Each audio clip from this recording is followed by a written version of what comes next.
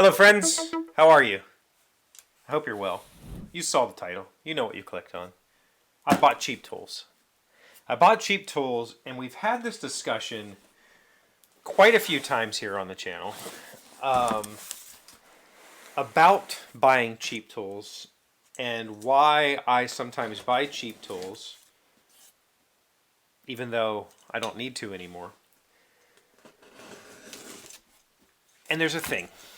I think you should buy cheap tools. As long as you understand that cheap tools often have a cost associated with them that is not part of the purchase price. And if you're willing to pay that cost and you understand that cost, maybe that's the most important. If you understand that cost and you're willing to pay that cost, then by all means, buy cheap tools. This is part of a plunging track saw.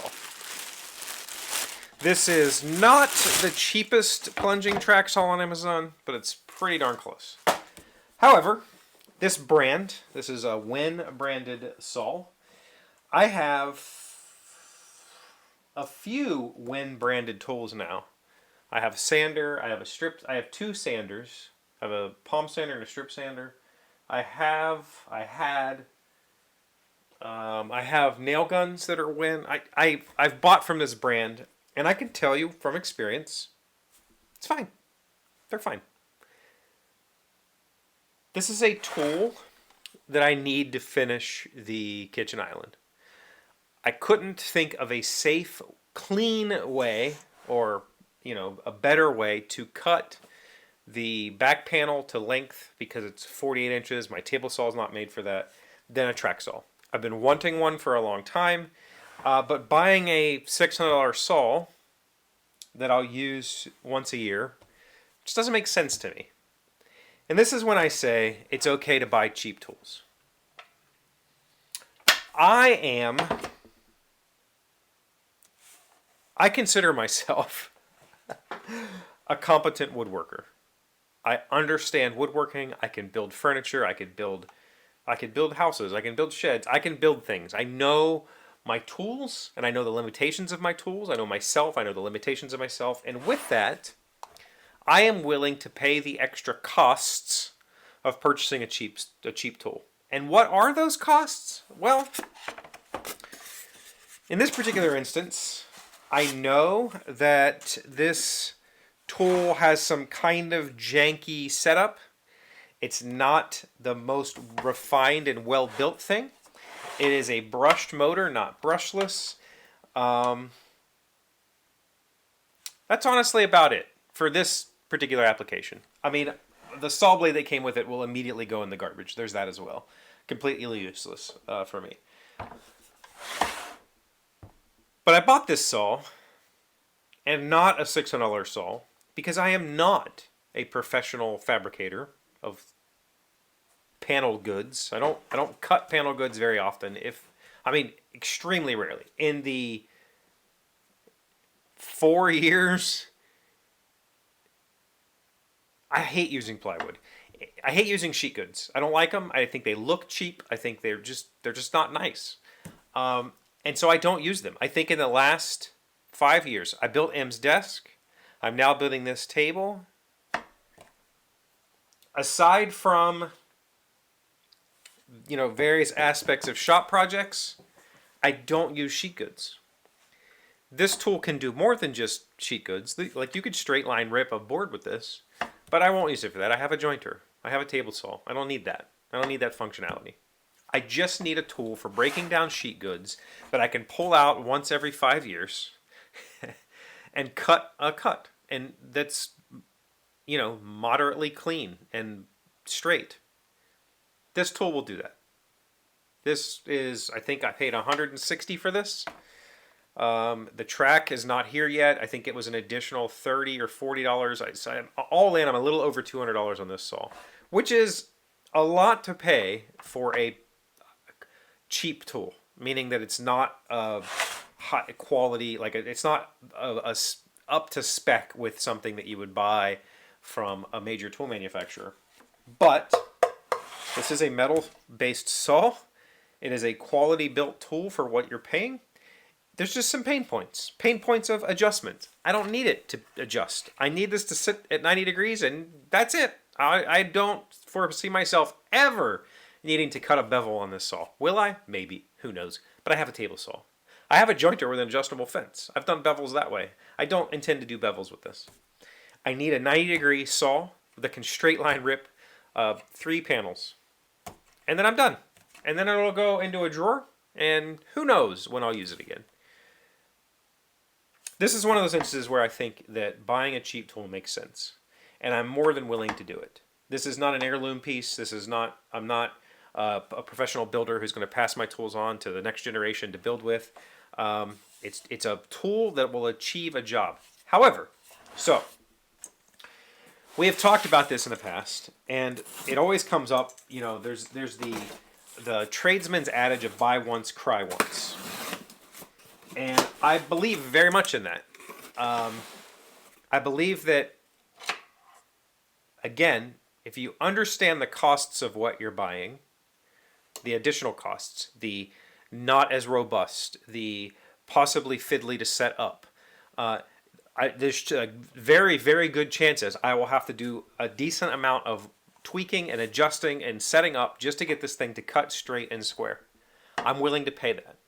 I'm willing to pay that versus paying $400 additional to buy a more quality manufactured tool. Because I'm not going to use this all the time. Because if it gets knocked out after I cut these 2 panels, I don't care. I'll reset it. If you're a newbie, though, this can bite you. This can be a problem. If you don't know what you're doing, if you haven't had decades of building experience, and you buy the least quality tool you can afford, or you buy the next rung up, and you don't understand that it's not going to perform like a quality tool, you can get yourself into trouble. And in some cases, it can be dangerous. In some cases, this particular saw does not have a riving knife. There's no kickback feature other than a stupid little track brake that keeps this thing from kicking out of a cut or jumping a cut. If you don't know that as a newbie, you aren't aware of these features that could exist on other tools, this could be potentially harmful. But in today's day and age, I think we have access to enough information on the internet that you can make informed decisions for yourself. And I think that purchasing a cheap tool that is simply to achieve one task is a perfectly viable thing to do. I have done this many times, and I have been very shocked at the longevity of some of the tools that I've bought as one-off tools. I'm going to buy this tool, I'm going to do this job, and if it breaks, so be it. I'll move on with my life, and I'm willing to take that chance. Sometimes you get shocked by it, but you have to be very careful. Like I said, as a person if you've not purchased, if you're not familiar with the tool that you're purchasing, you might be getting something not great. I did get a 60-tooth saw blade to go with this. So like I said, step one, if you don't know, if you buy a new saw of any kind, I don't care if I have a DeWalt miter saw sitting here, I have a Delta table saw sitting here. The first thing I did when I opened those tools was threw the blade away. They're trash. They're absolute garbage. Buy a decent quality blade. I cannot say that this is a decent quality blade, but it's better than what I got in the saw. I will maybe someday, if I find myself using this, I'll buy a better saw blade. These are new heavy-duty feet for the new kitchen island. I'm excited about that. This should be a rail square. I bought myself a rail square that was not super cheap. This is a fairly decent quality rail square. Just to make these cuts square, I bought a rail square. This clamps onto your rail, and then it's a square. Pretty hefty piece of aluminum. I'm excited about that. I bought track clamps that are not the Win track clamps. The other nice thing about knowing what you're doing, these are just basic ass track clamps. These should work just fine. The nice thing about knowing what you're doing, there are a bunch of manufacturers of these types of saws, and while there is no standard, there are a bunch of companies who have made their rail profiles the same. So you can use things like track clamps, track pieces across a bunch of different tools. And so I'll have a track square, I'll have track clamps. If this thing were to die in a year or two because I've used it so much, I find myself using sheet goods all the time and just deciding to pull this thing out and it dies, none of this stuff becomes obsolete. All of this stuff is usable. Even the track that I ordered, I can just buy a replacement saw, buy the Makita, and I don't need to buy all the rest of the equipment. I'm very comfortable with making decisions like that. Maybe you're not. Maybe it's not for you. What is this? Oh, this is an inline attenuator for my microphones and a shock mount for a microphone. Very cool. So I got some tools. Some of this was the cheapest stuff I could find. Like this guy, not, again, this isn't the cheapest. This is there's a cheaper one than this. There's like a $120 version of this. This is the $170 version or whatever.